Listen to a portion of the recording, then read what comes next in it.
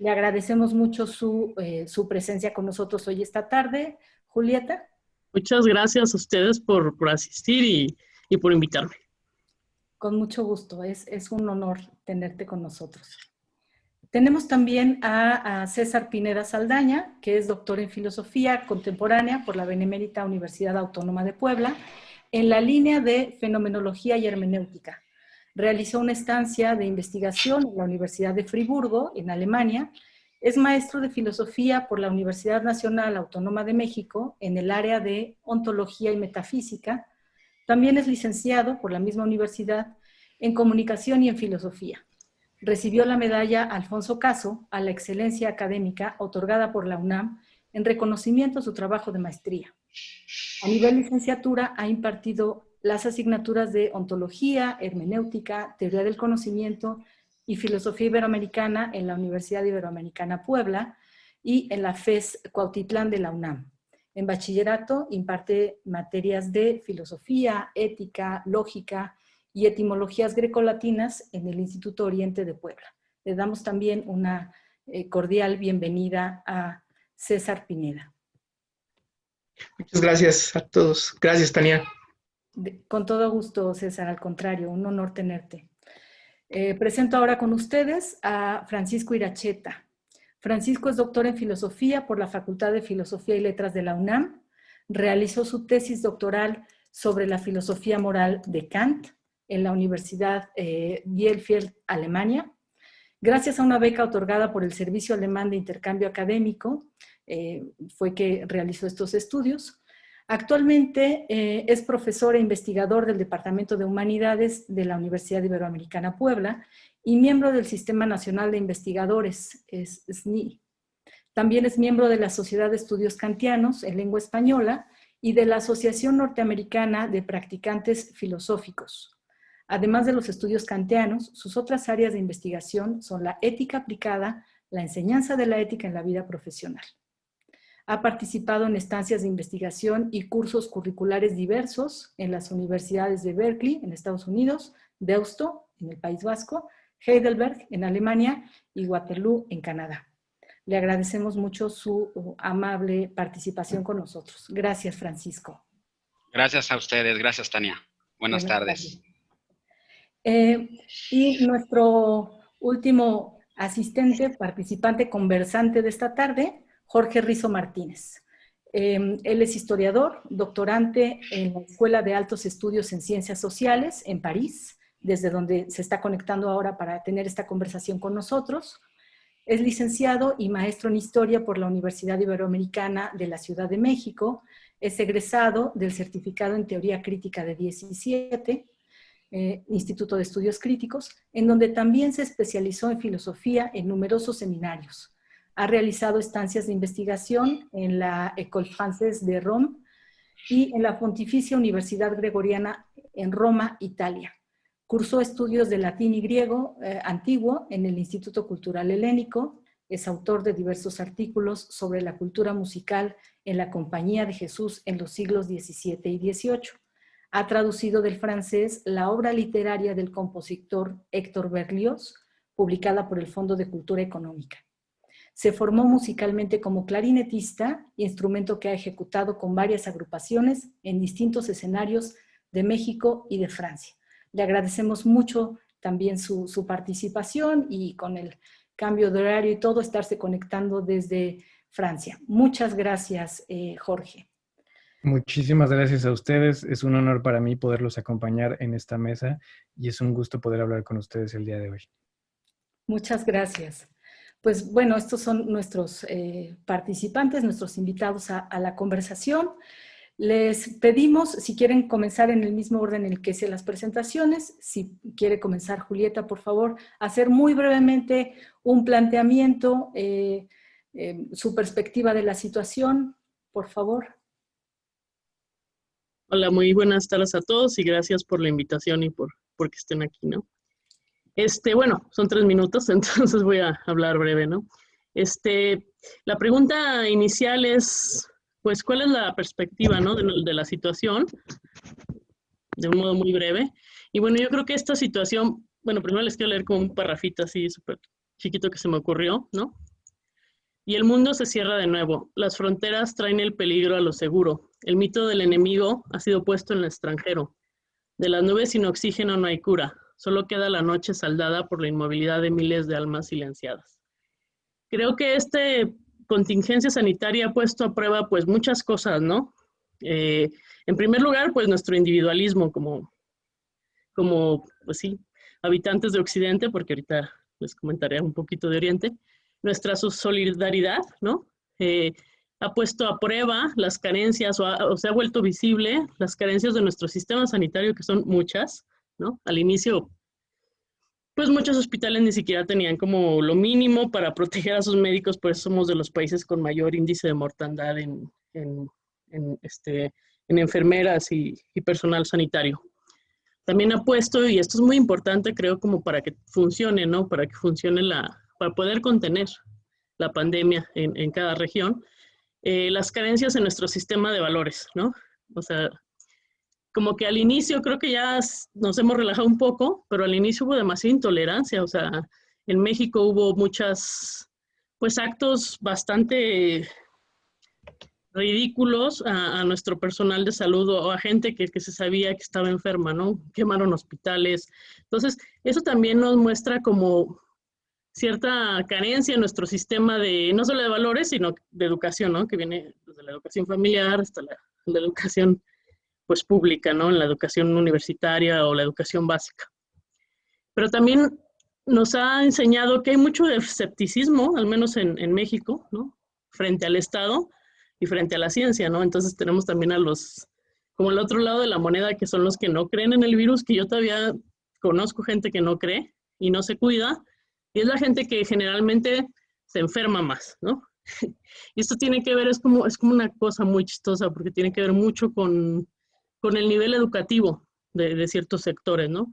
A menor nivel educativo es mayor la incertidumbre, el escepticismo frente a la ciencia. O sea, no se creen estas versiones, entonces se arriesgan más y bueno, desgraciadamente se enferman y muchos mueren, ¿no? Ha puesto a prueba también nuestro sistema económico. Claro, la reacción inmediata del Estado fue confinar a los posibles y pausó parte de la economía, ¿no? Entonces, el problema fue que obviamente nosotros, bueno, finalmente pues yo sí pude confinarme, pero no dejamos de ser como de los menos en México, ¿no? Y hubo gente que no se pudo confinar. Y entonces tenemos un estudio, pero esto ya es de hace unos meses, ahorita debe estar por ahí, el que creo que es más serio, de Héctor Irán Hernández Bringas, que es un doctor es un sociólogo de la UNAM, y su estudio se llama Mortalidad por COVID-19 en México, y él dice que de acuerdo a eso que investigó, el 71% de las defunciones, o sea, 7 de cada 10, tenían una escolaridad de primaria o inferior. El 70% eran hombres y el 55.7% pues eran concentrados en la Ciudad de México, aquí, y en el Estado de México. Entonces, bueno, yo creo que ha puesto de verdad a prueba nuestro sistema económico, ¿no? O sea, algo está muy mal, porque esa gente que tiene menor escolaridad es gente que también tiene generalmente, pues, son los más, pues, con menores recursos económicos y tienen que salir a trabajar. Y un brote que fue así horrible fue en la central de abastos aquí, en la Ciudad de México, y se murió muchísima gente. Y pues jóvenes y viejos, ahí sí como que, ¿no? Pero tiene que ver con esto, es gente que se tiene que mover en el transporte público, pero al cancelar la economía o actividades económicas, pues ellos son los más perjudicados. Aunque tengan que seguir trabajando, pues no venden lo mismo, ¿no? Entonces, como que ha puesto a prueba al Estado, ¿no? Y qué tanto apoyo se les ha dado y pues no se les ha dado mucho apoyo. Pero también ha orillado a millones de personas al pánico colectivo, a veces, ya lo dije, mostrando lo peor de sí mismos. Y estos sucesos involucran pues ignorancia, combinado con pánico, y que han terminado en agresiones a enfermeras, a médicos y personal de salud. Pero sobre todo, creo que también no hemos considerado, o bueno, sí se ha considerado, pero pareciera que a nadie le importa, que el 60%, según cifras del INEGI, aproximadamente es el 60%, vive del comercio informal, ¿no? Entonces, esto ha sido realmente una situación que, no sé, el año que viene, pues, bueno, ya hay recesión, ¿no?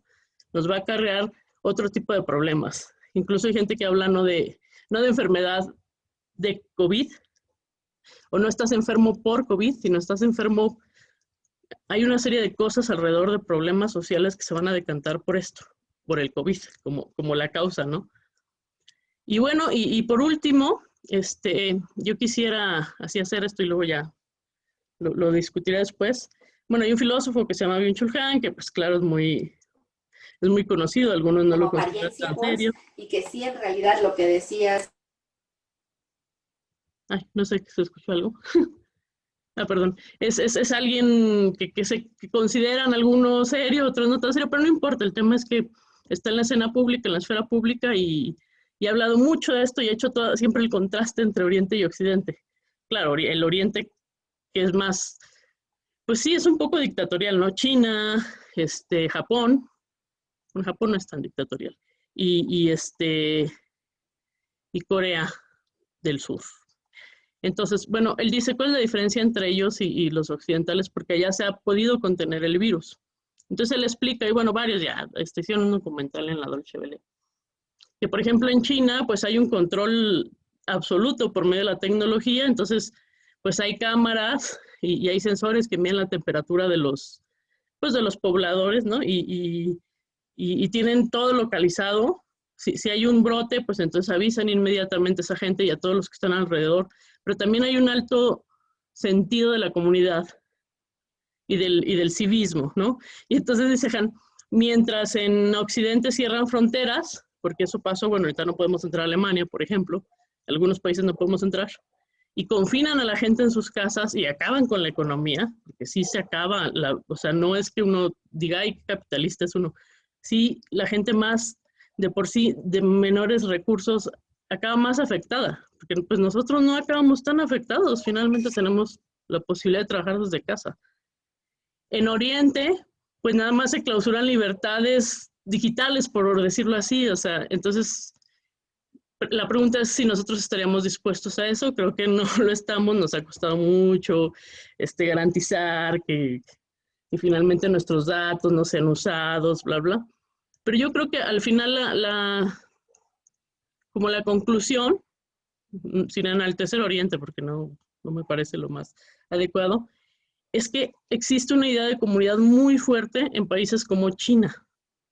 O sea, ellos siempre se piensan en comunidad. Y nosotros, con esto del virus, al menos en México, bueno, en Latinoamérica, en España, en los países latinos, nos hemos dado cuenta que no tenemos como empatía, ¿no? Mínima empatía. Y eso significa que finalmente, por ejemplo, en el caso y esto es totalmente un rollo de desigualdad social, ¿no? En el caso de los trabajadores domésticos, ¿no? La gente siguió haciéndos ir a sus casas, aunque se tengan que aquí transportar, no sé, desde el Estado de México a la Ciudad de México, ¿no? Y no los descansaron y no los liquidaron o les dieron un dinero extra y luego ya que pasara esto, porque así somos súper individualistas. Y bueno, aunque sí nos confinaron, bueno, nosotros acá en la Ciudad de México sí nos confinaron, sí cerraron todo, la mayoría de las pymes, menos los mercados y los centros comerciales, finalmente la gente se sigue reuniendo, ¿no? O sea, no hay modo de controlar eso y pues, se hacen mega fiestas. Entonces, sí hay una inconsciencia, pero es una inconsciencia que tiene que ver con la falta de empatía. No llamémoslo civilidad o civismo, suena muy, sino con la falta de empatía y pues todo esto tiene que ver con un tema pues sí, de educación familiar, de educación, de no pensar en el otro, ¿no? Entonces, yo veo, al menos en nuestro caso, que sí nos hace falta demasiada conciencia comunitaria. Entonces, bueno, hasta ahí la dejo. Muy bien. Muchas gracias, Julieta. Varias cosas interesantes. Vamos con los demás participantes, por favor, para tener este primer acercamiento. Gracias. César, ¿puedes intervenir? Ok. Gracias. Ok, sí, sí, entonces unos minutitos, ¿verdad? Según entendí Sí, la dinámica para gracias. exponer. Ok, perfecto. Muchas gracias. Bueno, para analizar o para contribuir a esta reflexión sobre la actual pandemia, a mí me gustaría comenzar o problematizar la idea de lo común, que ahorita un poquito también en su intervención Julieta abordó, ¿no? Creo que es parte de lo crucial que se está jugando en este momento, ¿no? La concepción que tenemos de lo común, de lo colectivo, de una existencia compartida, de qué manera lo asumimos, ¿no? Y a mí me gustaría analizar esta cuestión desde un punto de vista clásico, desde un paradigma clásico, que en este caso es Platón. Uh-huh. Como saben, Platón señala en varias de sus obras, en este momento estoy pensando especialmente en la República, que prácticamente todas las cosas hay un atisbo de la idea de bien, ¿no? O un esbozo del bien. Las actividades humanas, los procesos naturales tienden hacia un bien, ¿no? Y todas las cosas buscan su bien particular, todo tiende a su propio bien y a su propio beneficio. Sin embargo, el ser humano es escenario de una tensión muy particular que al parecer no se da en ningún otro ente, ¿no? Y es la tensión que existe entre el bien individual y el bien común, colectivo, ¿no? Sabemos que muchas veces no coincide, ¿no? Lo que es inmediatamente benéfico y bueno para mí no necesariamente es lo mejor para la colectividad, ¿no? Al menos de manera inmediata, ¿no? O en su primera apariencia. Entonces, para Platón, el gran reto en la República y en un terreno político es construir una imagen de un bien común, ¿no? Porque, no sé, todos tendemos a hacer nuestras actividades, yo tiendo a mi propio beneficio, pero perdemos la idea de un bien común que en realidad sería, no solo no atentaría contra mi propio beneficio, sino que eh, potenciaría la vida colectiva, ¿no? Entonces, uno de los puntos clave que señala Platón en esta transición de la captación del bien individual al bien común, al bien colectivo, es lo que podría denominar la comunidad o el hecho de compartir los afectos. Dice Platón, el, el bien común para la polis, el máximo bien para la polis es cuando sus ciudadanos comparten sentimientos y emociones, es decir, eh, se entristecen por las mismas causas y se alegran por las mismas causas. O sea, compartimos dolores y compartimos alegrías. Cuando a un miembro de la polis, cuando un miembro de la polis tiene un dolor, enfrenta un problema y a todos les duele por igual, dice Platón, eso es el bien para la comunidad, ¿no? En cambio, si un miembro de la polis sufre un mal y para los demás es indiferente, es justo ahí cuando la vida política, la vida común, empieza a degenerarse, ¿no? Dice Platón. Justo cuando nos indignan las mismas cosas, cuando nos alegran las mismas cosas, estamos caminando hacia este bien común colectivo, ¿no? Y justo la historia reciente de Occidente, que ha estado marcada por múltiples factores, ¿no? Que quizá ya ahorita entraremos en ellos, pero por múltiples factores, la subjetividad occidental en los últimos siglos, concretamente hablando en los últimos 2, 3 siglos, ha estado muy marcada por esta tendencia más bien al bien individual, ¿no? Me preocupa mi bien. Incluso hay muchos teóricos, filósofos, estoy pensando, por ejemplo, en Locke, en el liberalismo inglés, que han argumentado a favor de lo benéfico de esa tendencia hacia el bien individual, ¿no? Entonces, llevábamos ya fácil 3 siglos reforzando esta tendencia a lo individual, ¿no? Entonces, de repente, cuando en la actualidad vemos casos como la violencia que se está viviendo en México, los feminicidios, cuando vemos que a un pequeño grupo de personas les duele y a otros les es completamente indiferente, estamos viendo que, contrario a lo que esperaba Platón, pues no nos duelen las mismas cosas y no nos alegran las mismas cosas, ¿no? Entonces hay una descomposición de esa vida colectiva. Ahora bien, justo, y esto es lo que quiero apuntar, y aquí es donde relaciono todo este marco de análisis o este esbozo platónico con la pandemia, justamente el hecho de que ahora, en esta coyuntura, nos estemos enfermando de lo mismo, estemos enfrentando retos comunes, abre una oportunidad, es una oportunidad, o sea, la podemos tomar o no, ¿no?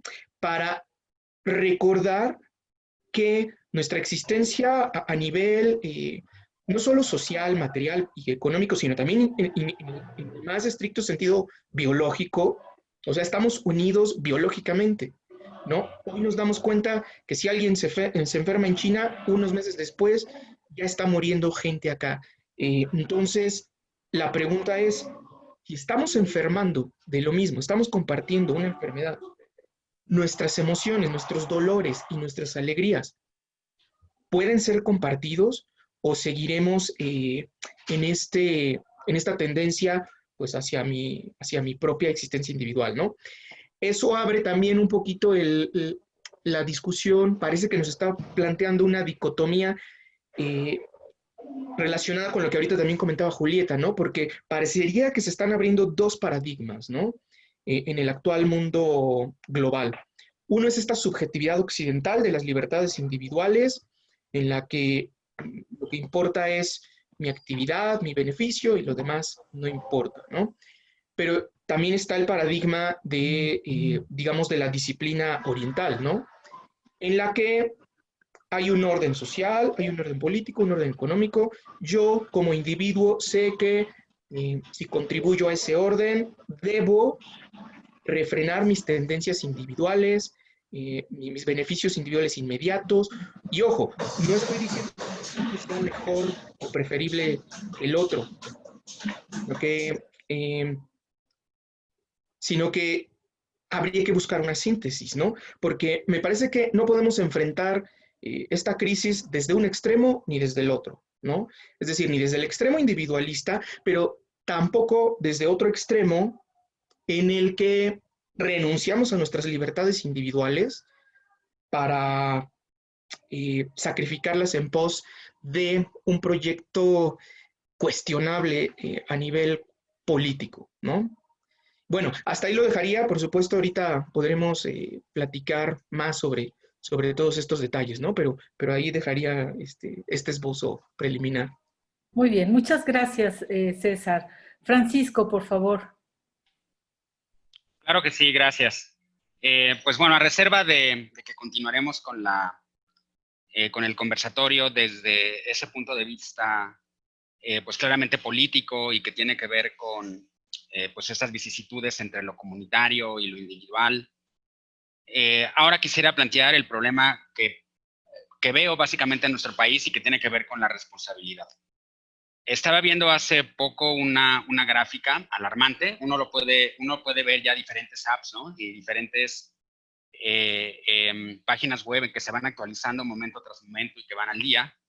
Que, bueno, puedes ver cuántos contagios hay en cada país, cuántos muertos, cómo va aumentando la tasa, tal, ¿no? Y es increíble que en México, de acuerdo con este estudio, el número de muertos por COVID-19, es decir, por contagios a partir del coronavirus, ya ha aumentado el número de muertos por feminicidios, el número de muertos, bueno, imagínense, ¿no? Los feminicidios son enormes, pero desde luego, si fueran más, esa situación sería imposible, ¿no? Estaríamos hablando de los peores mundos posibles, pero ya superó las muertes por infartos, ya superó las muertes por diabetes, ya superó las muertes por cáncer pulmonar o por cáncer de mama. Todo ello por una situación que puede ser controlable, en el sentido en que uno tiene que cuidarse y uno tiene que tomar ciertas acciones. Y esto a mí me hace pensar que en el caso particular de México, pone sobre la mesa de una manera muy, muy clara y manifiesta la falta de relación que tenemos con un Estado de Derecho, o un Estado que tiene que ver con la obediencia, de lo que nos conviene a todos y que al mismo tiempo nos es necesario para cuidar a otros, ¿no? Y para cuidarnos a nosotros mismos. No estoy tan seguro en dónde se cifra esto exactamente, si esta falta de responsabilidad tiene que ver con un hecho histórico, tiene que ver con un individualismo, tiene que ver con una falta de credibilidad del propio Estado, tiene que ver con una insuficiencia en términos de reconocer lo que es bueno, si hay demasiada ignorancia o no, o tal vez es todo esto junto, pero claramente demuestra una situación de falta de apego a una normatividad. En momentos sumamente requisitorios para ello y que revelan una condición de vida muy inestable en la forma colectiva en que vivimos, ¿no? También comprendo, y esto es pues algo de lo que también tenemos que tomar en consideración, que en los países latinoamericanos o en los países iberoamericanos, en los países que tenemos una fuerte herencia latina, siempre hemos resuelto las cosas colectivamente, socialmente, ¿no? Y de pronto estar en una situación en donde no puedes resolver un asunto familiar de enfermedad, porque si vas, te contagias, pues es algo que igualmente puede entenderse porque esa dinámica de desobediencia está plenamente vigente, ¿no? Creo que lo que esta pandemia ha puesto de manifiesto es, por un lado, entonces, en nuestro caso concreto, esta falta de responsabilidad por el bien propio y el bien de los otros, pero al mismo tiempo ha puesto en entredicho lo que comúnmente nos reconocemos como seres sociales apapachadores y que ha puesto en jaque esas identidades. Entonces es un problema muy complejo. No creo que sea posible tampoco destacar, cuando hablo de una falta de responsabilidad, decir que es una culpa moral individual, ¿no? En algunos casos sí, en otros no, pero decir que todo mundo que se contagia es moralmente culpable por esa razón de que no se ha cuidado, pues es decir demasiado. Porque está el otro llado de lo que estoy hablando, de cómo hemos solucionado los problemas de una manera social, ¿no? Pero el que todavía haya muchísima gente crédula sobre lo que significa el virus, que todavía se piense que esto es una invención y que esos muertos son una fantasía, pues es una manifestación clara de una falta de conciencia política, a reserva de lo que continuemos diciendo después, ¿no? Gracias. Muchas gracias, Francisco. Gracias por este planteamiento tan interesante también. Jorge Rizo, por favor. Sí, muchísimas gracias. A mí me interesaría muchísimo compartirles un poco el panorama de lo que está sucediendo aquí en Francia. Estoy escuchando con mucho interés lo que están describiendo. Hace 20 minutos acaba de hablar el presidente Macron, acaba de decir que vamos a estar confinados a partir del día viernes, de nuevo, por segunda ocasión en el año. Vamos a hacer un confinamiento de un mes mínimo, por si las cosas mejoran. Si las cosas no mejoran, será más, y es muy probable que las fiestas navideñas queden canceladas, queden anuladas. Esto nadie lo esperaba. Incluso él dijo en su discurso que era una gran sorpresa que el virus se haya comportado de esta manera durante los últimos 15 días, porque hasta ahora todo iba bajo control. Entonces nadie puede explicar a qué se debe esta recrudescencia de los casos. No se sabe si fue por la baja de la temperatura, por el otoño, porque se aproxima el invierno, por el aumento de humedad. Nadie lo sabe realmente. Entonces, es una situación que está poniendo en jaque a la Unión Europea y en Francia en particular, porque es, junto con Bélgica, de los países más afectados. Me llamaba mucho la atención lo que estaba diciendo César acerca de el sentimiento de comunidad. Muchas veces llegamos a pensar que eh, no se respeta bien el Estado de Derecho en países en donde no existe esa tradición democrática como los países latinoamericanos. Pero para mí en la vida cotidiana es evidente que Francia no está ni un centímetro mejor que México. Aquí es un verdadero caos y una verdadera, es incontrolable realmente. Todos los días hay personas en la calle sin cubrebocas, en los restaurantes, violando todas las reglas, violando todas las leyes. Y bueno, el pretexto que ponen es que no van a detener su vida y no van a dejar de vivir. Esto tiene un poco que ver con la idea del liberalismo individual que mencionaba César. Esta idea aquí no sería tanto de Locke, sino sería más bien de la tradición francesa, de que el individuo es completamente libre y no hay ningún estado que les venga a imponer normas que transgredan la vida privada. Puede haber normas en la vida común, pero en la vida privada, dentro de las paredes de la casa, se ve muy mal que el Estado se meta, por lo cual el presidente Macron hace un momento acaba de decir que él pedía que la población se viera adentro de sus casas con cubrebocas. Y eso a la mayor parte de la gente le parece pues es un pecado, que el Estado se quiera meter de esa manera con los ciudadanos, que ni siquiera dentro de la intimidad pueda haber una libertad. Entonces, eso es lo que le molesta mucho al ciudadano europeo y lo que lleva a este relajamiento peligroso, peligrosísimo de las normas. Muy poca gente ha respetado el confinamiento. Es un verdadero caos, Francia, y no se sabe hasta dónde va a poder resistir, porque las estructuras políticas, económicas tienen un límite. La crisis social se está agudizando. Ha habido enfrentamientos muy violentos en Roma, en Bruselas, en Berlín y en París. Entonces, no se sabe hasta dónde la población acepte este confinamiento que va a empezar a partir del viernes. Muchos creen que no se va a respetar como el de la primavera. Muchos creen que la gente va a salir y va a seguir haciendo lo que le plazca y que ni el ejército ni la policía va a estar en medida de controlar a la población porque va a haber una especie de anarquía. Bueno, yo espero que no, espero que la gente entienda, espero que sea una minoría ruidosa, porque las cosas se están poniendo muy graves, las camas en cuidados intensivos ya están agotadas y se espera que en 15 días estén superadas.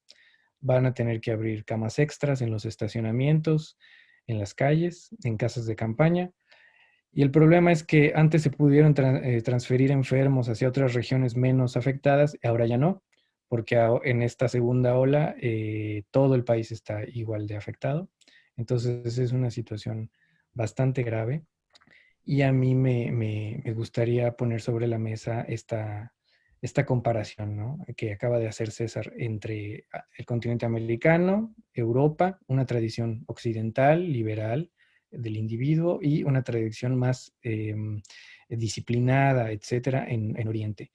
Bueno, quién sabe, yo tampoco estoy tan seguro porque vimos las imágenes de Wuhan, que hace 2 semanas hicieron un rave en una alberca, más de 5,000 personas sin cubrebocas, la vida ya regresó allá, entonces, en una especie de, no sé cómo definir el capitalismo chino, no tengo palabras, tardocapitalismo, capitalismo de Estado, capitalismo autoritario, no sé cómo se llama eso, pero en una sociedad así, ¿qué es lo que va a pasar? ¿Qué es lo que va a suceder? Bueno, hoy en día están mejor que Europa, eso nadie lo puede negar. Es uno de los lugares más seguros, yo creo, porque aquí hay, según unos epidemiólogos, 200,000 casos al día, mientras que en China hay 15 o 20. Entonces, ¿qué modelo es mejor? No lo sabemos, no sabemos si a futuro no sabemos si el modelo democrático va a acabar por ser mejor. No sabemos nada. Yo creo que estoy en la ignorancia, estoy perplejo de ver cómo se está comportando la sociedad europea. Y bueno, es lo que yo les puedo decir desde acá. Y, no sé si quisieran pasar a la ronda de preguntas para entrar a temas más específicos. Muchas Muy gracias. bien. Muchas gracias a ti, Jorge, por mostrarnos este panorama que de pronto vemos en las noticias y hay cosas que no nos checan, ¿no? Pero bueno, esta visión como de muy primera mano nos ayuda bastante como a completar el panorama. Pasamos ahora, si quieren, a comentar más específicamente estas 3 preguntas que proponemos para el conversatorio, del modo que ustedes prefieran irlo comentando. La primera sería, ¿qué transformaciones humanas, sociales, políticas, económicas, que ya Julieta nos ha puesto un poco en este contexto, en esta situación, puede suscitar o ha suscitado esta pandemia del COVID-19? La segunda pregunta sería, ¿qué nuevas posibilidades favorables de cambio nos ofrece esta pandemia, ¿no? Y la tercera pregunta que podemos comentar también ahora es, con respecto a otros acontecimientos históricos, ¿qué tan grande o significativa consideran ustedes que habrá sido la pandemia en la historia reciente de la humanidad, ¿no? Entonces, bueno, pues si alguien quiere comenzar, si tiene algo ya pensado al respecto. O seguimos el mismo orden. Si quieres, me parece muy bien. Más. Bueno, con la primera, ¿no? O sea, empezamos con la primera, que es ¿qué transformaciones humanas, políticas y sociales puede suscitar? Yo no sé si, bueno, el término transformación, pues finalmente el término cambio puede ser hacia atrás o puede ser progresivo o puede no traer ningún progreso, ¿no?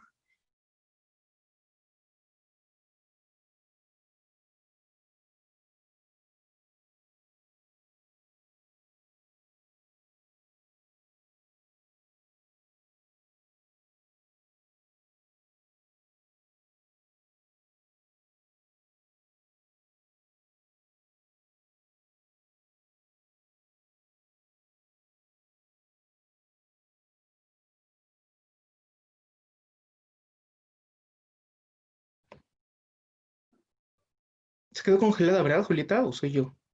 No, sí, yo también dejé de escuchar, sí, se quedó congelada porque tampoco se mueve su imagen. Sí, Tal vez la sacó el internet sí. inintencionalmente. No le gustó lo que estaba diciendo, se sintió muy ofendido. Muy bien, ya. Ahí ya está. Gracias, Julieta. Sí, perdón. Estaba hablando de la interconexión y de repente pues ya no hubo conexión. No hubo, exacto. Bueno, él decía eso, pues uno de los cambios más importantes sería la interconexión de vidas humanas en la Tierra, que tiene que ver con el Internet, ¿no? Entonces, finalmente él dice, esta vez tenemos la posibilidad de construir una conciencia compartida de la inmunidad, es lo que él llama coinmunidad, ¿no? Que es muy chistoso porque quizás en la gripe española, pues sí lo hubo, pero no, perdón, no había datos tan inmediatos, ¿no? No podías aislar un brote comunitario como ahorita podríamos hacerlo, que de repente no lo hacemos, ¿no? Entonces esta conciencia compartida de la inmunidad, pues da como resultado que quizás podamos ser más solidarios. Sería una transformación positiva. Aramayo dice, y yo aquí quiero enfatizar que este es uno de mis miedos, ¿no? Roberto Aramayo, que es un filósofo, bueno, es el traductor de Kant, ¿no? Y de Schopenhauer, y es más kantiano que schopenhaueriano, está en Madrid, pero escribe en prensa y tiene una visión luego muy asertiva, ¿no? De lo que sucede. Y él dice que estamos ante un reto, ¿no? O sea, podemos cambiar, podemos abordar la pandemia, ¿no? Recurriendo a recetas locales, perdón, no se puede abordar la pandemia como en el pasado, recurriendo a recetas locales, porque finalmente como hay tanta movilidad, como estamos globalizados, pues obviamente el contagio ya es masivo y es en todos lados. pero podemos aprovechar esa globalización para construir una cooperación universal desde una óptica cosmopolita, ¿no? En este sentido, construir una, por ejemplo, vacuna en la cual haya una cooperación por parte de quizás hasta de las potencias, y no más bien construir una vacuna para que entonces se vuelva un motivo como de supremacía de un país sobre otro, ¿no? Entonces, estamos ante ese reto, podría ser una transformación hacia allá, pero yo creo así, lo que quería enfatizar en esto, que también podemos transformarnos en un sentido regresivo a la vuelta de los nacionalismos, y eso me parece súper peligroso, y lo vimos. No es que el cierre de fronteras es necesario, ¿no? Porque como somos muy poco civilizados, pues la única forma es tener restricciones así de ese tipo, pero ese cierre de fronteras llevamos que un año casi. Bueno, no, es que para mí lleva un año. Vamos a durar quizás así un año mínimo. Entonces, ese cierre de fronteras provoca que no haya movilidad, que no haya turismo, y que la gente, por ejemplo, yo estuve viviendo en Alemania y amo Alemania, pero sí me di cuenta que también tiene que ver mucho con la educación. En las ciudades como Hamburgo, Berlín, Múnich, son súper cosmopolitas, pero en los pueblos no. O sea, los pueblos son como los pueblos de aquí, de México, ¿no? Entonces, ahora hay como va a haber un alejamiento con la gente que llegue de fuera, porque de hecho nosotros no podemos entrar porque somos infecciosos. O sea, es como en la mentalidad finalmente de la población común, nosotros somos los infectados. Entonces puede haber una vuelta a los nacionalismos en ese sentido de ideología, y en el otro sentido de que hay una crisis económica, una recesión ya importante, y obviamente muchos alemanes se quedaron sin empleo, y la regla va a ser otra vez, pues como darle el empleo a ellos, ¿no? Y tratar de frenar, de frenar de frenar que un extranjero tenga el empleo, y sobre todo que un extranjero se quede. Entonces, los nacionalismos, a mí sí me da como pavor ver eso. Y en ese sentido, China no deja de ser súper nacionalista y no deja de tener como la obsesión por ser la primera en construir la vacuna. Y Estados Unidos cada vez va más hacia allá. Pero el tema de una pandemia global, que al mismo tiempo que exige una cooperación internacional de presupuestos, de ideología, ¿no? Que tenemos el internet y podemos hablar con académicos de todo el mundo, y ahora ya tenemos los seminarios y ya se conecta gente de España, de Alemania, de Italia. Está padrísimo, pero en la realidad, fuera de la virtualidad, esto yo creo que puede transformarse en un nuevo emerger de los nacionalismos, y eso es de terror, porque tiene que ver con esto de que si te mueves mucho, pues igual estás, ¿no?, enfermo. O sea, es como un pretexto para volver a eso, y ojalá sigamos los consejos de Aramayo y de Sloterdijk de volver como una interconectividad, una coinmunidad, ¿no?, y ayudarnos los unos a los otros. Pero como está el asunto de la recesión y la crisis, no sé si realmente eso vaya a pasar, ¿no? Después de que terminó la gripe española, que obviamente hubo es muchísimos muertos. No sé, esperemos que no lleguemos a eso, ¿no? Porque tenemos más formas de control. Pues vienen las guerras, viene la Primera Guerra Mundial. Es como la puerta o a tener mayor conciencia, ¿no? De verdad, ahora sí, de que estamos globalizados, de que tenemos todas estas redes para comunicarnos, y que podemos volver a cumplir ese propósito con el que nació la ONU y después la OMS, que son bien bonitos, están re bonitos como los mensajes y los objetivos que tenían en ese entonces, ¿no? O podemos irnos por el otro lado y hacer de las instituciones algo que nos ayude a reforzar el nacionalismo y a sálvese quien pueda. Y obviamente en México pues no nos vamos a salvar, porque no somos una potencia. Entonces, bueno, pues por ahí va. Ok, sí, es verdad. Esta situación nos descoloca, ¿no? Y saca lo peor y lo mejor de la humanidad. Es una oportunidad, pues, pero sí, nos descoloca definitivamente. Sí. César, por favor.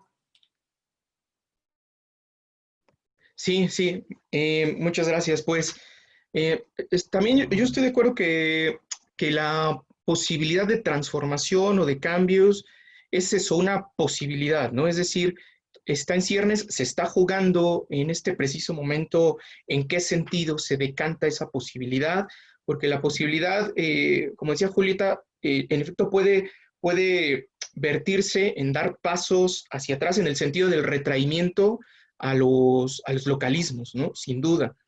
También está la posibilidad de que el próximo año, cuando se empiece a generalizar, esperemos, todo parece ser así, dentro de un año, el uso de la vacuna, se empieza a desarrollar inmunidad. También cabe la posibilidad de que a final de cuentas no pase nada, ¿no? Eso sería también muy lamentable. Se empieza a distribuir la vacuna, empieza a haber ahora sí un porcentaje aceptable, que nunca es total, pero un porcentaje aceptable de inmunización contra el virus. También sería lamentable que no pasase nada, ¿no? O sea, ya pasaron los muertos, estuvimos encerrados un año, salimos y todo de vuelta a la normalidad y no pasó absolutamente nada.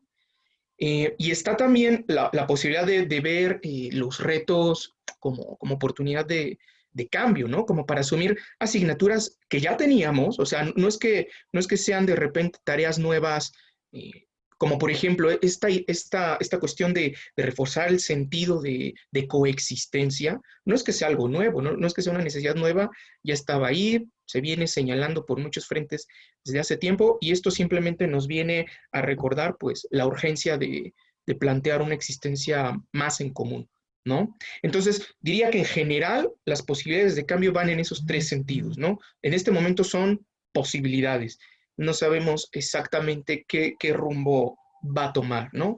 Algunas certezas, es decir, dentro de esta incertidumbre que tenemos, quizás sí podemos ya empezar a sacar algunas conclusiones con un relativo margen de certeza, y una de ellas me parece que sería la aceleración, ¿no? La aceleración globalizada de procesos. Por ejemplo, en efecto, el referente más cercano que tenemos de una pandemia similar es la gripe española de hace 100 años, ¿no? En cierto modo, se, entre comillas, contuvo porque los procesos migratorios, comerciales, económicos, pues no estaban tan acelerados hace 100 años como en la actualidad, ¿no? Pero ahora ya no es así. Entonces, a todo mundo, creo que a todos nos sorprendió que un virus que empezó en China, le bastó unos meses, por no decir unas semanas, para atravesar el mundo, ¿no? Y entonces, este tipo de procesos económicos, virales, nos debe quedar claro que son ya procesos que experimentan una aceleración que no tenían antes, ¿no? Y por lo mismo nos conciernen y nos apelan de una manera todavía mucho más rápida que antes, ¿no? Ahora, en cuanto a esa transformación sobre qué va a pasar, qué va a cambiar, uno de los principales temas que está ahorita, me parece, en tela de juicio, que se está jugando su destino, qué va a pasar con ello, pues son nuestros paradigmas de organización política, ¿no? En efecto, como ahorita comentaba Jorge, Europa está desde hace ya varios años, vive desde implementando este paradigma de un Estado liberal que enfatiza sobre todo las libertades individuales, ¿no? Ahora el gran reto que tiene es cómo vamos a decirle a la gente a la que le llevamos 300 o 200 años de decirle que debe cuidar su vida individual, esta vida privada que es suya y que lo demás no importa en cierto modo. Por supuesto estoy generalizando muchísimo, pero cómo de repente ahora le decimos de un día para otro que sí hay que cuidar lo colectivo, ¿no? Los estados occidentales tienen que cambiar, ¿no? No sabemos con qué margen de éxito, pero deben migrar hacia una visión más que fomente más la coexistencia, ¿no? Ahorita está este reto del coronavirus, pero en próximas décadas se avecinan otros retos, ¿no? El cambio climático, la escasez de agua potable, vienen retos también, están en puerta ya retos muy, muy fuertes que solo se pueden afrontar desde una visión colectiva, ¿no? Ahora, está digamos, la otra posibilidad, la otra propuesta de solución, ¿no? Por decirlo así, que es, por supuesto, el paradigma de los estados orientales, ¿no? Con sus diferencias, porque en efecto no son iguales entre sí, Japón, China, Corea. Y aquí me gustaría aludir a lo que, en parte a lo que ha señalado precisamente Byung-Chul Han, ¿no? Porque él señala que en gran medida estos países orientales han tenido un relativo margen de éxito contra la enfermedad, contra el coronavirus, porque han sabido, en cierto modo, plegarse a las medidas del Estado, ¿no? Y Byung-Chul Han dice, pues es que no nos debe extrañar porque hay una tradición milenaria, o sea, desde el confucianismo es es una cultura en la que se le enseña a los niños a obedecer a sus autoridades, a sus padres, a sus maestros. Entonces, están muy acostumbrados, como parte de su normalidad, a obedecer y acatar las instrucciones, ¿no?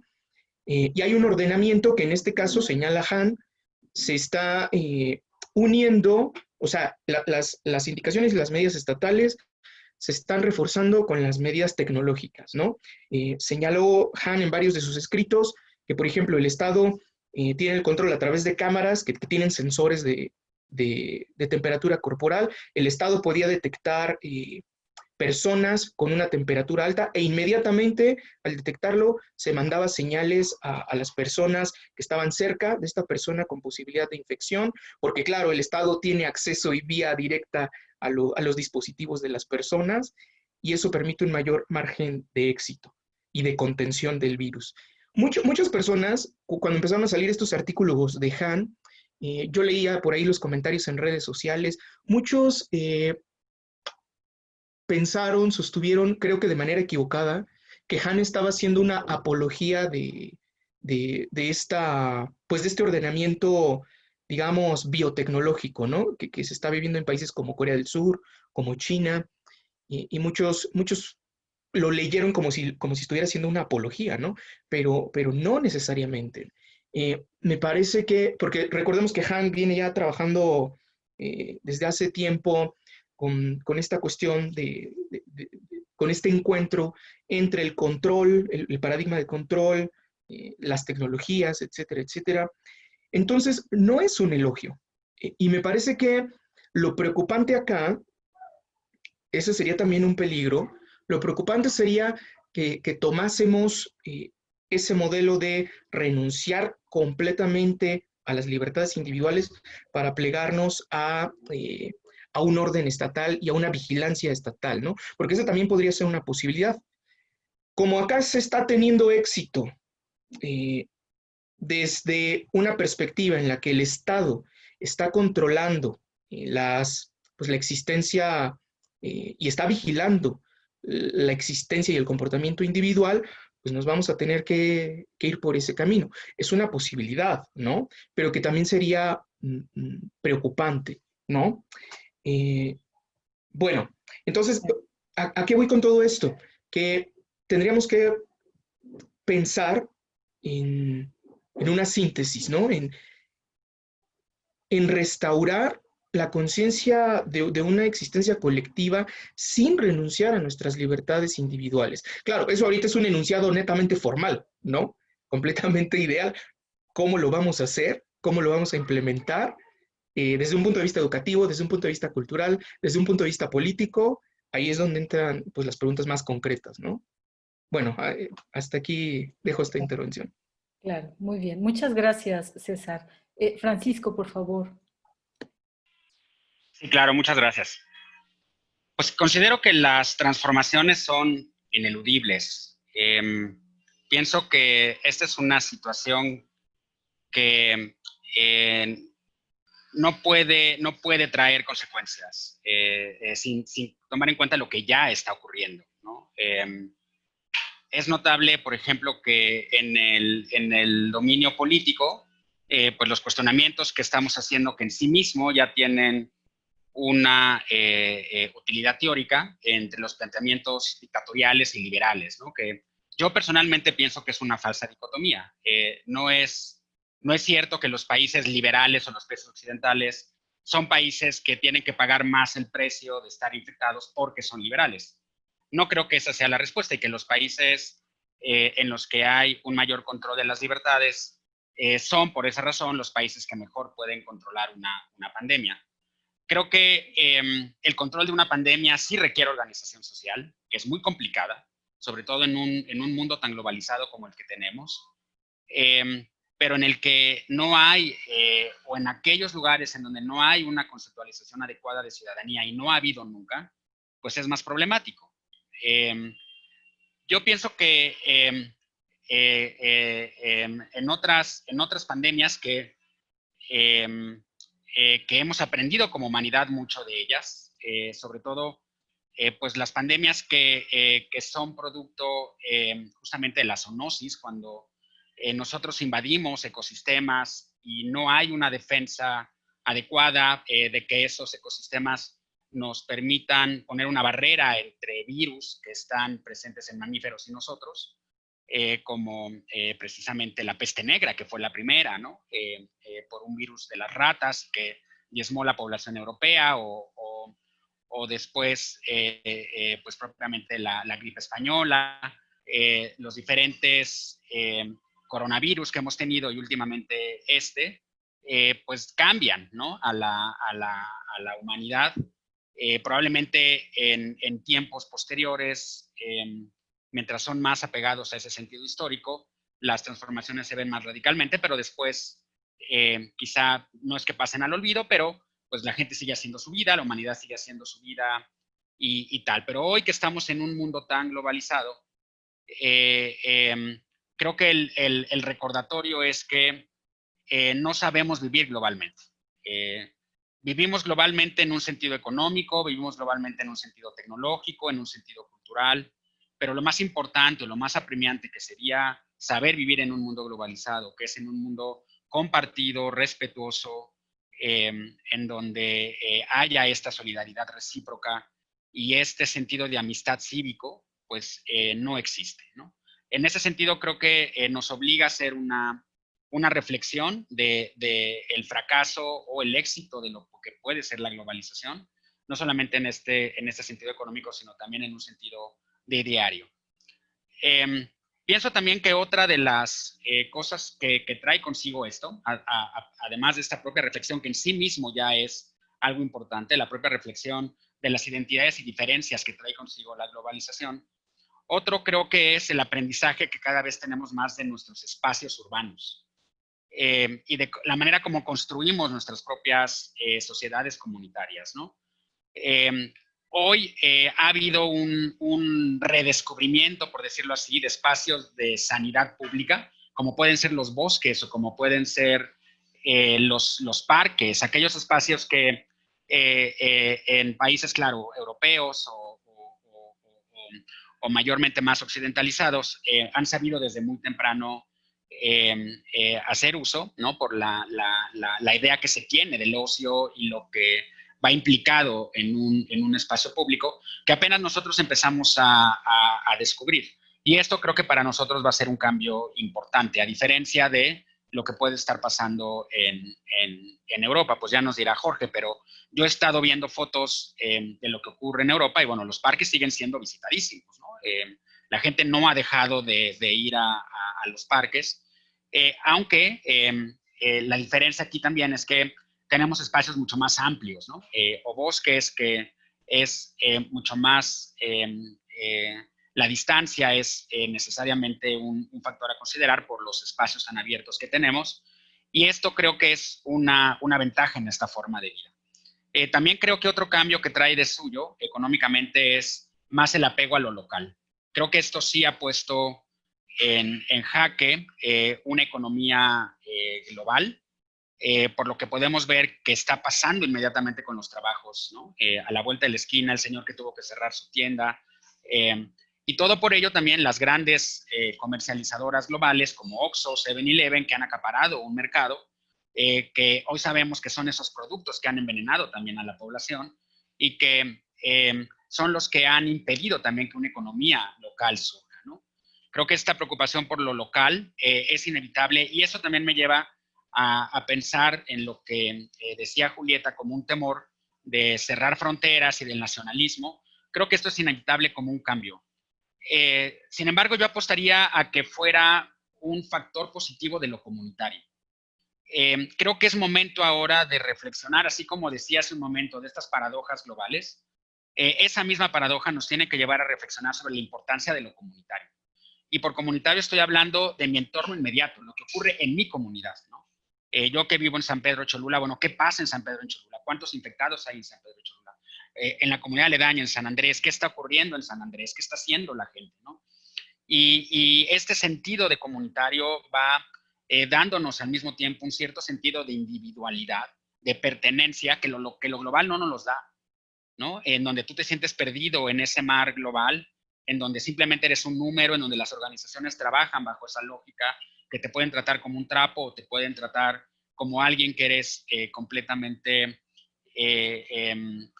cambiado, que no tienes posibilidad alguna de ser auténtico o de ser único. Creo que es uno de los problemas que ha traído consigo la globalización, la pérdida de una identidad en términos de asimilarse a uno mismo con su individualidad en un entorno más bien comunitario, ¿no? Y creo que eso pues es otro de los elementos que tenemos que considerar. Y por último, también creo que un cambio muy importante que al menos nosotros que estamos en educación nos ha permitido profundizar en él, es el sentido de cohabitarse en uno mismo. Algo que hace un momento César hablaba de Platón, yo hablaría de las escuelas helenistas, por ejemplo, ¿no? Lo que nos han enseñado los estoicos, lo que nos enseñan las escuelas cínicas, lo que nos enseñan las escuelas epicúreos, de saber gobernarse a uno mismo también para poder ser un buen ciudadano y gobernar a los otros. Y creo que es un momento ideal de los que tenemos esta oportunidad. Desafortunadamente no es así para todos. Esta pandemia también nos ha mostrado otra de las paradojas de la globalización, que no todo mundo tiene acceso a la educación, porque no todo mundo tiene acceso a las tecnologías, pero quienes tenemos la suerte de seguir todavía en la educación, creo que es un muy buen momento para insistir en la pertinencia de cohabitarnos a nosotros mismos, de cuidarnos a nosotros mismos, de saber conocernos a nosotros mismos y bajo ese modelo tener la capacidad también de conocer mejor a los demás, ¿no? Entonces, con esto finalizaría con ese sentido de cohabitar que desde el punto de vista educativo y pedagógico me parece a mí que puede ser una ventaja muy positiva en el hecho de que estemos así. Cuando estás aislado socialmente, y esto lo decía Cicerón, cuando hace su defensa a Arquia, cuando escribe precisamente la palabra de humanitas, lo que dice es, las artes liberales nos acompañan cuando estamos en la soledad. Y es gracias a estas artes liberales cuando no nos sentimos solos. Entonces puedes estar aislado, pero no estás solo, porque tienes a Cicerón, tienes a Petrarca, tienes a los grandes maestros de la humanidad y maestras de la humanidad, que es cuando ahorita más que nunca tienen mucho que decirnos. Sí, es verdad, Paco. Gracias por recordarnos todas estas cosas, ¿no? Muy bien, muchas gracias. Jorge Rizo, por favor. Sí, muchísimas gracias. Intentaré ser breve porque veo que ya se nos está acabando el tiempo y apenas vamos en la pregunta 1.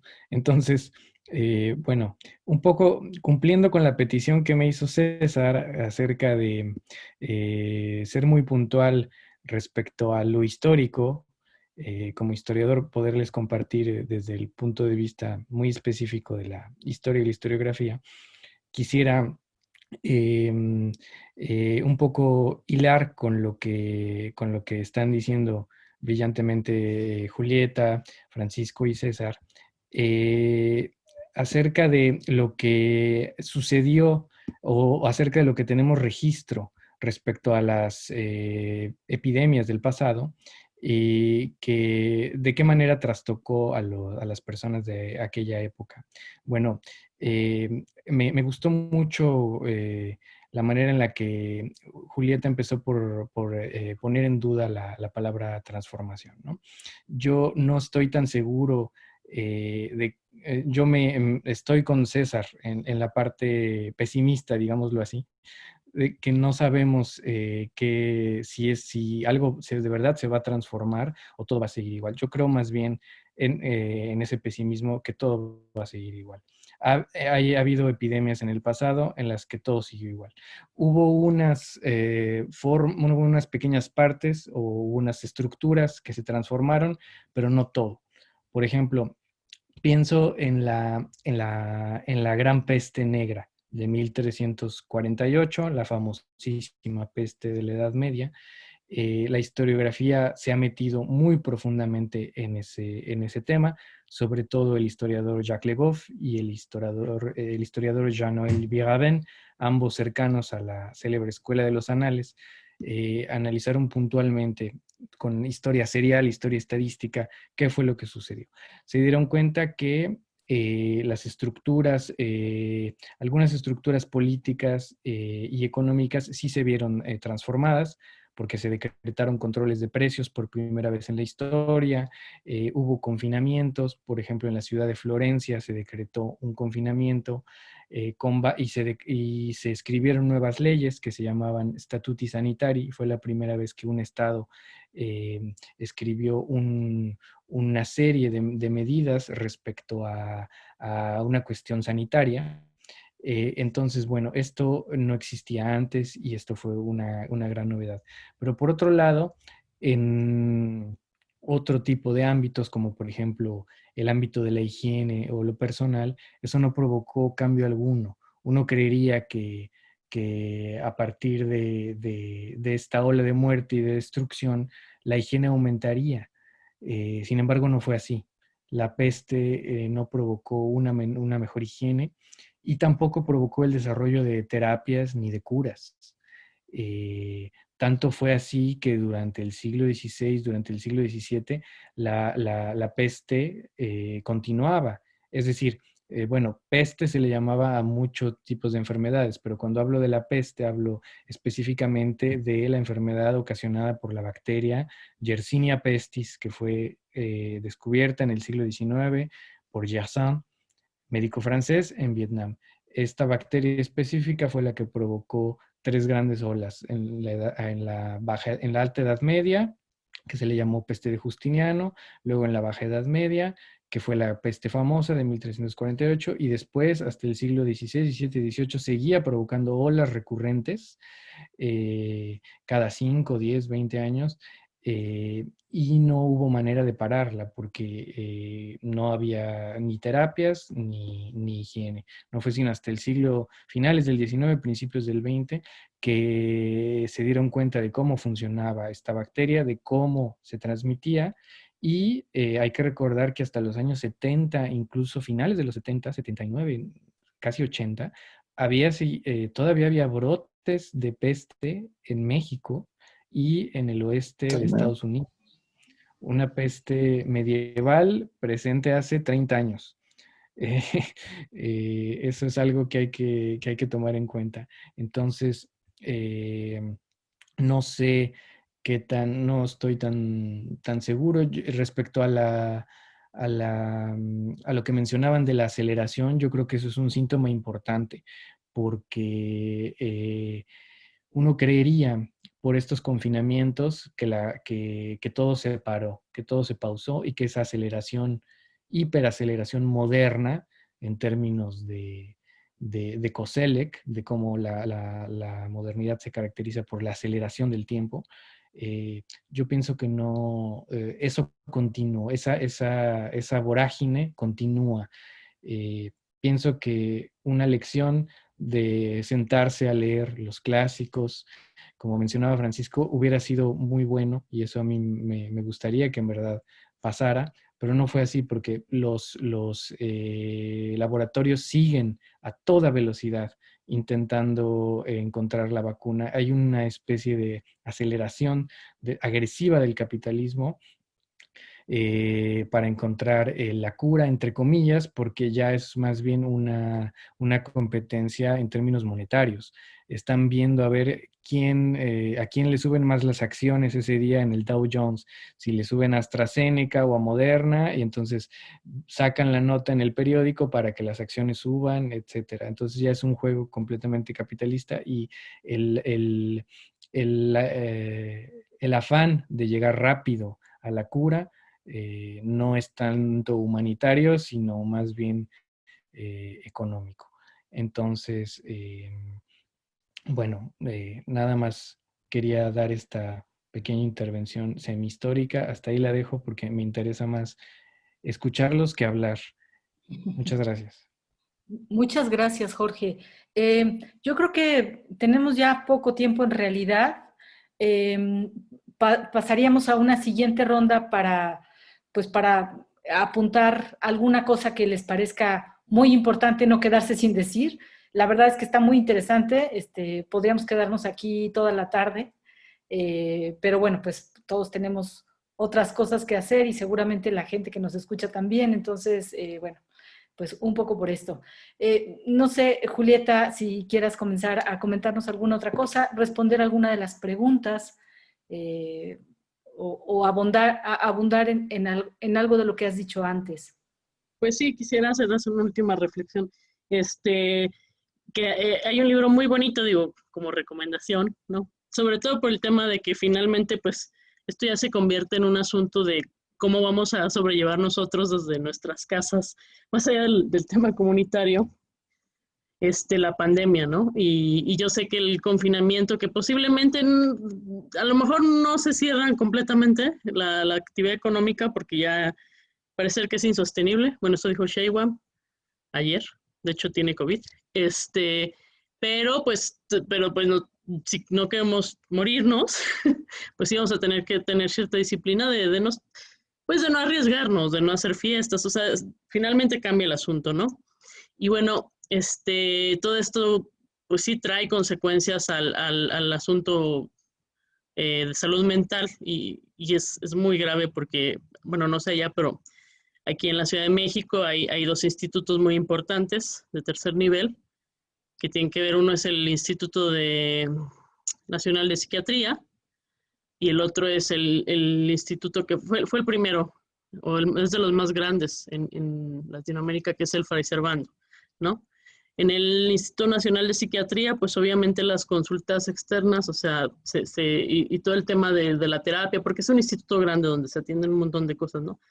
Pues se volvió nada más un tema para urgencias, lo cual es un poco paradójico. Digo, entiendo que, por ejemplo, hay terapias grupales que se tienen que detener, ¿no?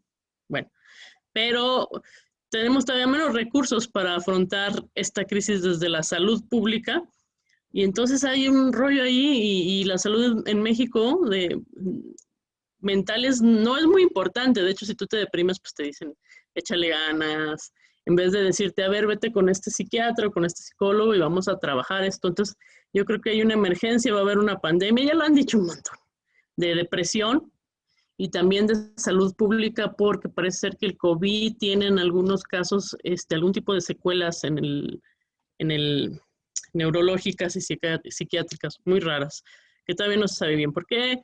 Pero bueno, el chiste es que vamos a necesitar eso, y esos tratamientos son carísimos.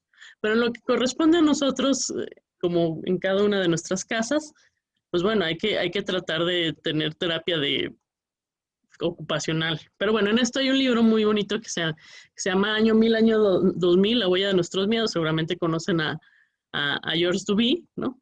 Es una metáfora con la que quiero acabar.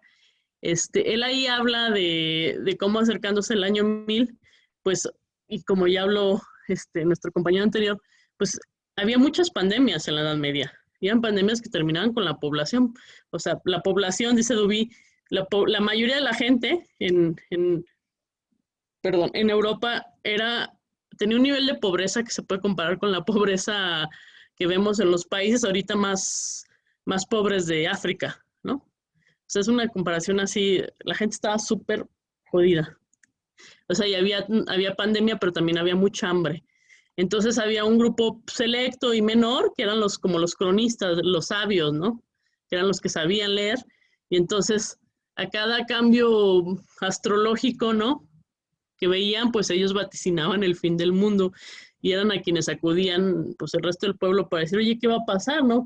Es como esta idea de que nosotros, estaban ellos en la total incertidumbre, como creo que nosotros también lo estamos ahorita porque no tenemos idea, ya lo dijo nuestro compañero que vive en Francia, es impresionante ¿qué pasó? ¿Por qué? Porque hay tantos casos otra vez, ¿no? No tenemos idea de aquí un mes cómo va a estar el asunto.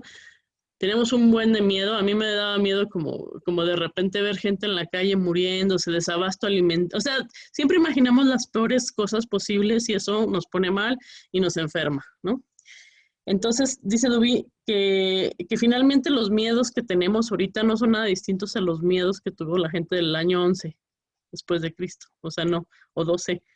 Entonces, lo que él sí menciona, somos muy parecidos en eso, le tenemos mucho miedo a la muerte, ¿no? A la muerte en masa, a la muerte, a la extinción, por decirlo así, ¿no?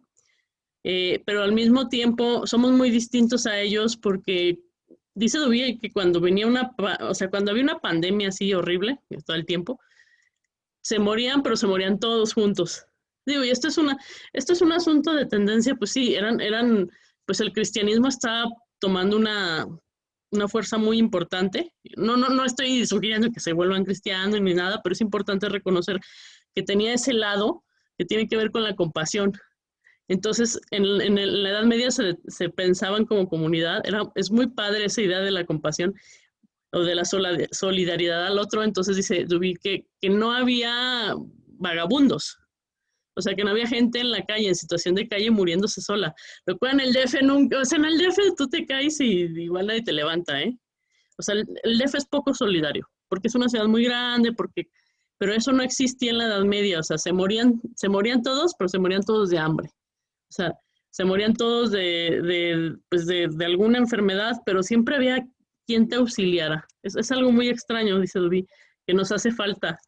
Y a mí me gusta esa frase de nadie se moría de hambre, pues. Bueno, sí, todos se morían juntos de hambre. Lo que no podía faltar era la asistencia del otro. Si el otro llegaba y tenía hambre, le dabas aunque sea un pan, ¿no? El asunto de la caritas, y otra vez nada más para cerrar, recordando a Platón, porque fue el que diferenció en tres tipos de amor, ¿no? Que ya cambió el sentido. Bueno, el del eros, que tenía que ver con el amor a los dioses, pero sí que ahora tiene que ver con el amor más bien como la pareja más carnal, ¿no? El otro era ágape y el otro era filia, ¿no? Y finalmente filia es un amor como, pues sí, como amistoso, ¿no? A los demás, pero ágape, lo que después sería en el cristianismo caridad, ¿no? La caridad es un amor desinteresado por el prójimo, más allá de que te caiga bien o mal. Y yo creo que el reto principal sería que desde nuestras, pues sí, no podemos salvar al mundo, la verdad. No podemos salvar ni a nuestra delegación, ¿no? Pero yo creo que también abre la posibilidad de, sin creer en nacionalismos o de consumir lo que está a nuestro alrededor, tiene que ver con el consumo local, que eso está posibilitado por lo que hay un alemán que se llama Timo Daum que escribió sobre el capitalismo digital. No, él dice el capitalismo digital termina con la jerarquía de trabajo, también de educación, ¿no? O sea, porque iguala todo y entonces uno puede no morirse de hambre y porque de repente yo he visto aquí en el DF se puso horrible el tema, entonces mucha gente pues sí se quedó sin trabajo y empezaron a hacer, por ejemplo, panecitos en su casa y los ponen en el Uber Eats o en el Didi o en el Rappi. Entonces, como que el imperativo ético ahorita sería ser un poco más caritativos y no quiero sonar chaira o algo así, o que me cago, y consumir pues lo local, ¿no? Finalmente tenemos todo alrededor, la gente está súper estresada porque de verdad hay mucha crisis, sobre todo en las pymes, y también la gente que tiene su puesto en el mercado trae la comida a domicilio, o sea, eso es una maravilla, en vez de comer, no sé, la carne. Y esto no es una llamada a un chauvinismo, a un nacionalismo, sino que lo que nos queda es como ayudarnos, ¿no? Y hay aplicaciones, y eso es cuando yo digo, bueno, el capitalismo digital no está tan mal. De hecho, hay aplicaciones para dar cosas, ¿no? Y pasan por ellos a tu casa, así ropa.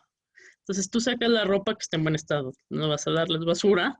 O, por ejemplo, haces comida y entonces pones esa aplicación y ves quién necesita comida. O sea, yo creo que el Internet puede ayudar y volvernos de verdad colaborativos, así cosas bien prácticas, pero hace falta que, pues, que lo usemos un poco para eso, ¿no?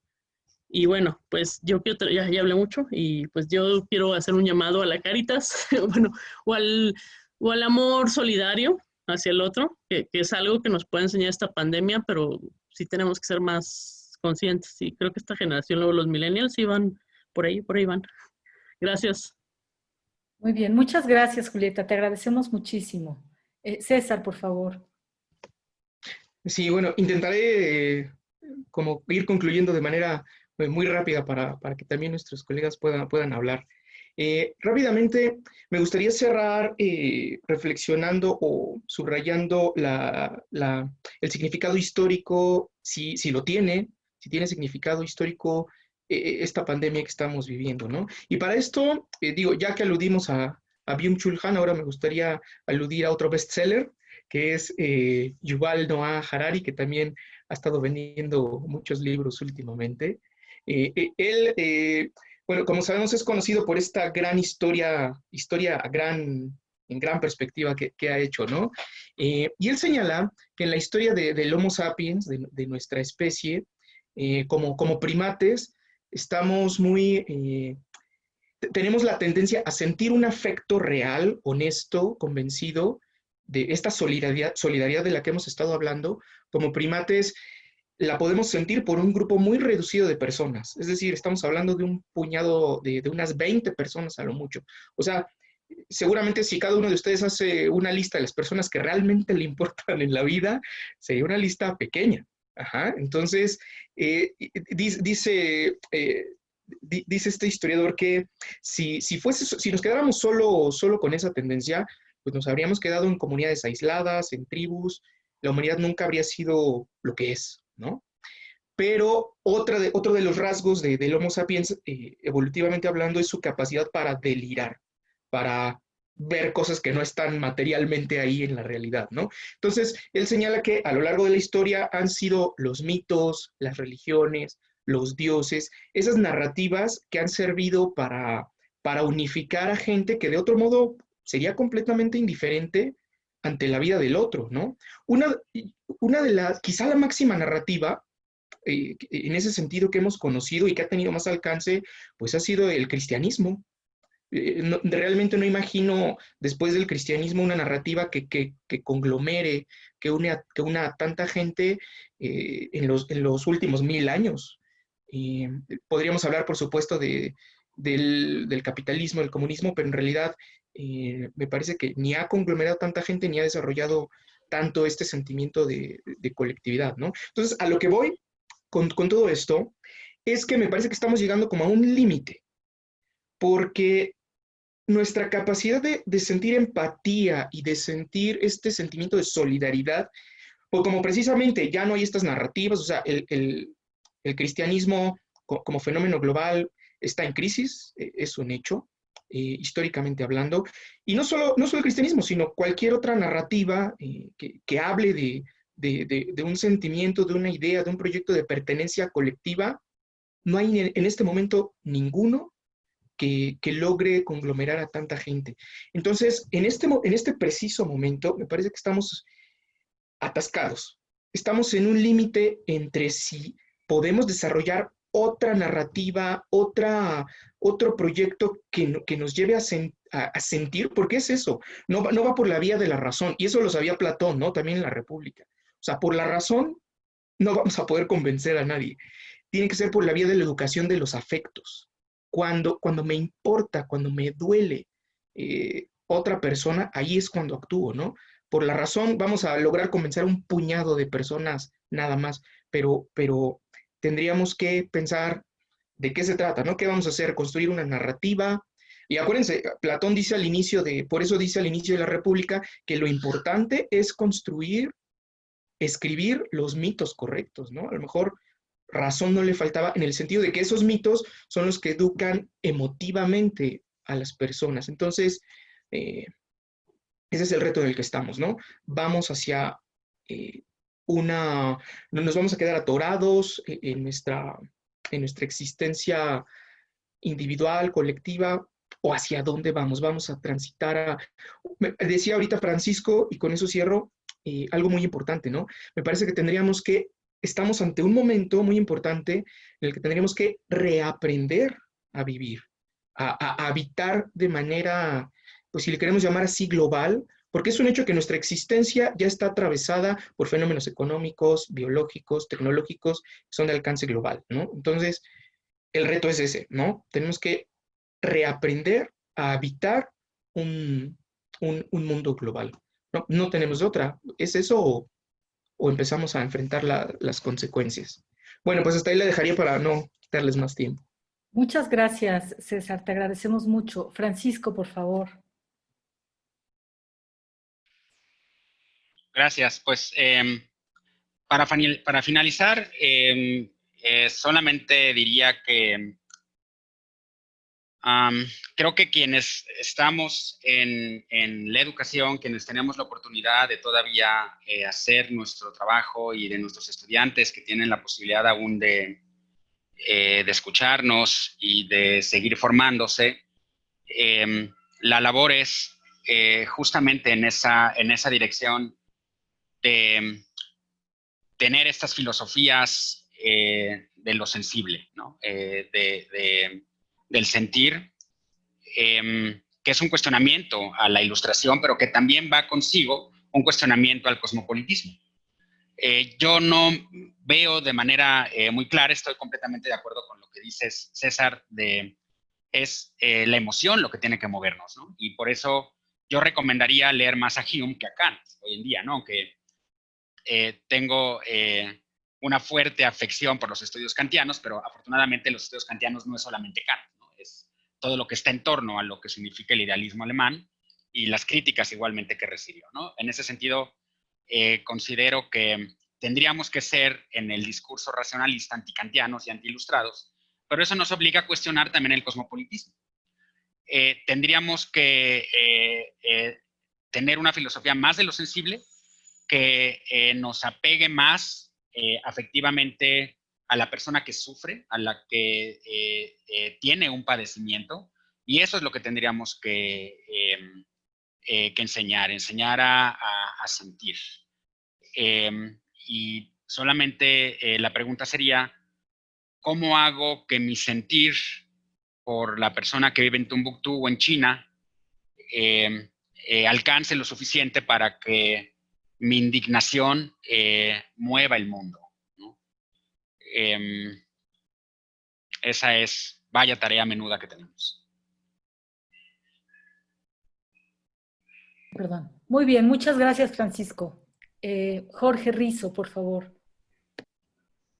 Sí, muchísimas gracias. Estaba pensando precisamente en concluir con la segunda pregunta que se nos hizo sobre si la pandemia ha traído nuevas posibilidades favorables de cambio, es decir, positivas.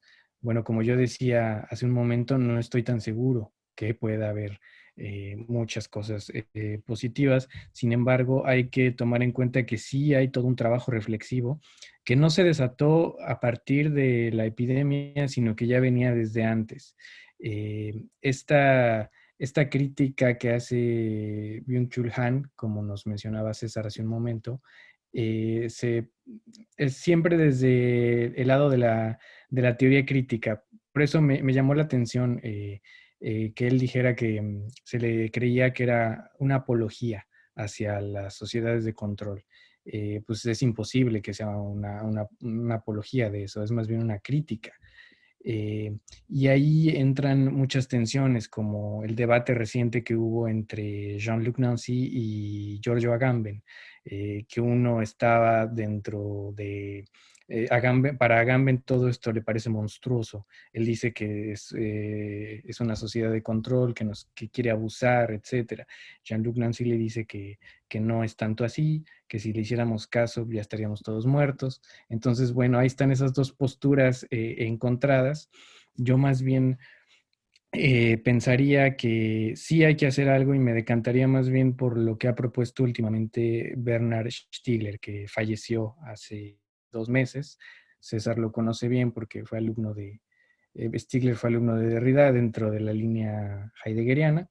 Y bueno, él decidió adherirse a la postura de la colapsología a la francesa, que es un campo de estudios que desarrollaron aquí en el Instituto Momentum de París, que fue dirigido en su momento por Yves Cochet y fue fundado por Agnès Sinaí. Y ellos apuestan abiertamente por el decrecimiento. Ellos fueron los que impulsaron mucho los estudios sobre el antropoceno, que es esta época en la que la historia geológica se modifica por la acción humana. Bueno, esta postura es muy antigua, tiene orígenes en Gibbon, en Montesquieu, pero es un discurso crítico que dice que no hay que invertir más en la hiperproducción, sino que al contrario hay que parar, hay que hacer algo, hay que pensar, hay que promover estudios transdisciplinares, rearticular los saberes, porque los saberes se vieron afectados por este estado del capitalismo de la mano con el antropoceno. Para Stigler, el antropoceno ya es un entropoceno con E, porque está marcado por la entropía. Ese periodo de producción masiva produjo entropía, es decir, que los saberes clásicos, como los que mencionaba Francisco, fueron liquidados, fueron automatizados. Ya no se les puede llamar saberes, sino sistemas cerrados, es decir, entrópicos.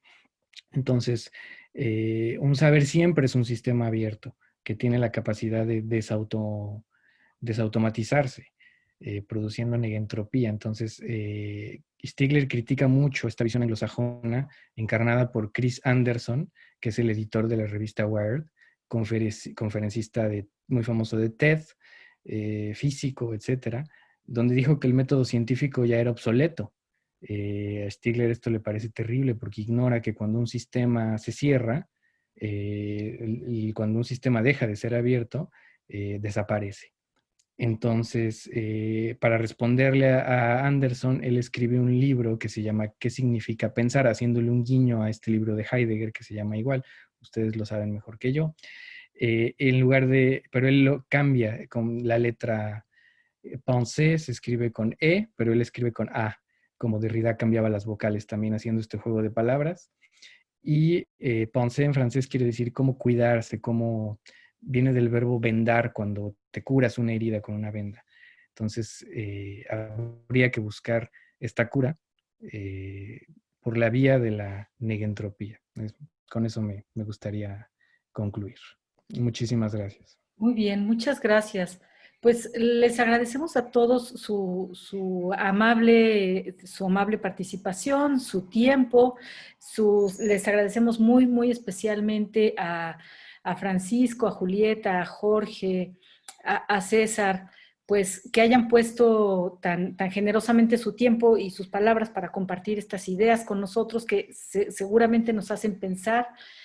Yo sé que algunos de los asistentes tienen que desconectarse, tienen otras clases, tienen otras actividades, pero me gustaría que, bueno, Julieta tiene interés en responder una pregunta que pusieron aquí en el chat, que puso Alexander Velázquez, y bueno, pues quien se quiera quedar unos minutitos más, estaremos unos minutitos más aquí terminando y cerrando esto. Les agradecemos a todos y las personas que tienen que desconectarse, bueno, pues sabemos que no es falta de cariño. Con todo gusto, aquí nos quedaremos unos minutitos más quienes tengamos esa posibilidad. Muchas gracias.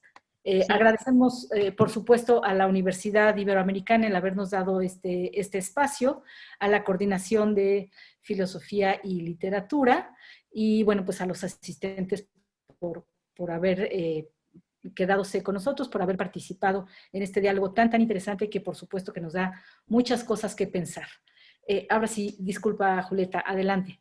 No, gracias a los que se tengan que ir por escucharnos, y solo la de qué forma prepararnos para comunicar con los algoritmos, y retomando un poco el tema del control, porque a muchos nos preocupa como occidentales, ¿verdad?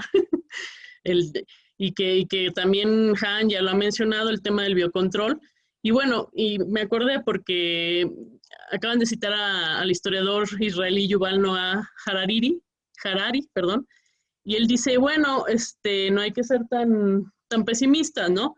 Porque siempre que la gente hable de vigilancia digital, habrá de recordar que la misma tecnología de vigilancia que tiene el Estado hacia nosotros, pues también podría ser utilizada no solo por los gobiernos para monitorear a las personas, porque quizás un poco hacia allá va el asunto, se nos puede quedar de costumbre, sino por las personas también para monitorear a los gobiernos. Entonces la inteligencia digital puede ser usada bilateralmente, o sea, tampoco, y sobre todo en Occidente, ¿no? Porque sí, en China sí hay un control cañón por parte del Estado, pero aquí todavía no, esperemos que no lleguemos a eso.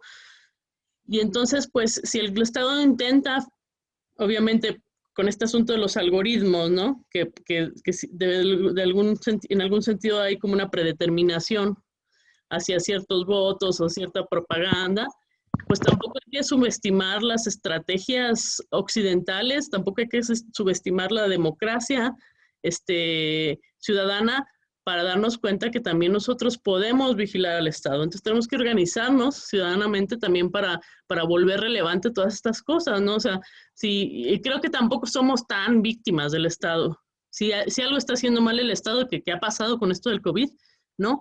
Pues basta con grabar que está haciendo mal, basta con acudir un poco a una prensa más libre y con una grabación, por ejemplo, lo que ha pasado en algunos hospitales, ¿no? Donde se empezaron por ejemplo, en psiquiatría aquí en el Fray, a los residentes los tenían sin protección, aunque no atienden COVID, resulta que hubo un brote de COVID en las camas, porque donde internan a la gente. Y entonces en ese brote, lo que hicieron fue los residentes, pues grabar todo ese asunto y se volvió noticia nacional. Entonces, puede ser usada por nosotros, la tecnología, lo digital. No nada más el Estado nos tiene que controlar, nosotros podemos ir, grabar y también hacer un escándalo, y claro que hacen caso, ¿no? Entonces, bueno, termino con las palabras de Harari, porque al final es optimista y dice, cada crisis es también una oportunidad. Debemos esperar que la pandemia actual ayude a la humanidad a darse cuenta del grave peligro que representa la desunión global y también los nacionalismos, ¿no? La humanidad necesita tomar una decisión. Y él dice, o recorremos el camino de la desunión o adoptaremos el camino de la solidaridad global. Eso ya depende de nosotros. Y bueno, esto a la pregunta del algoritmo, pues también nosotros podemos usar eso a nuestro favor, sobre todo en una democracia, porque estamos viviendo en una democracia defectuosa, pero es una democracia. Nada más, y muchas gracias por escuchar mi choro y por la invitación, y qué padre que haya tanta gente. A mí me emociona siempre que esto llegue a más personas. Claro, sí, por supuesto. Muchas gracias, Julieta, muchas gracias, Francisco, Jorge Rizo, César Pineda. Gracias, Diana, por la organización de este conversatorio. Les agradecemos muchísimo su asistencia, su participación. Nos quedamos, como siempre, con ganas de continuar el diálogo. Y bueno, pues muy buenas tardes a todos. Buen provecho los que van a comer apenas. Que tengan linda tarde. Muchas gracias. Buenas tardes. Gracias, Tania. Gracias por este evento, por tu generosidad. Un abrazo a todos. Adiós. Gracias. Saludos a todos. Bye. Bye. Gracias.